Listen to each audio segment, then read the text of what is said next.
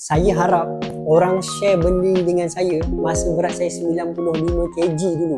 Saya faham sangat bila kita dah berat ni kan, kita akan bayar apa saja.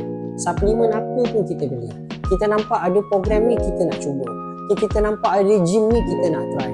Kita nampak ada Muay Thai, kita nak buat. Semua tu saya dah buat.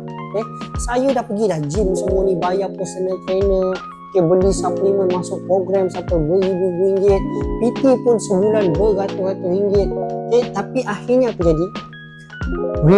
Rebound tu yang tak tahan. Masa program turun, masa guna suplemen turun, masa ada coach turun. Habis dia semua benda tu naik balik.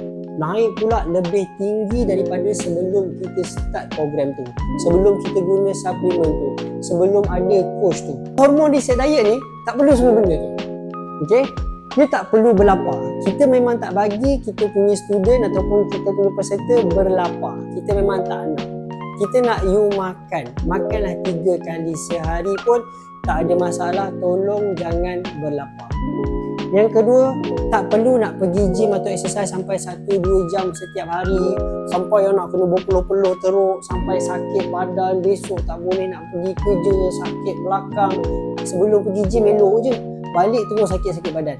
Tak perlu. Boleh pergi gym tapi bukan satu kemestian. Kita ada kaedah kita. Dan yang last sekali, tak perlu pun suplemen ataupun fat burner sampai beribu-ribu ringgit sebulan semata-mata nak capai berat badan ideal.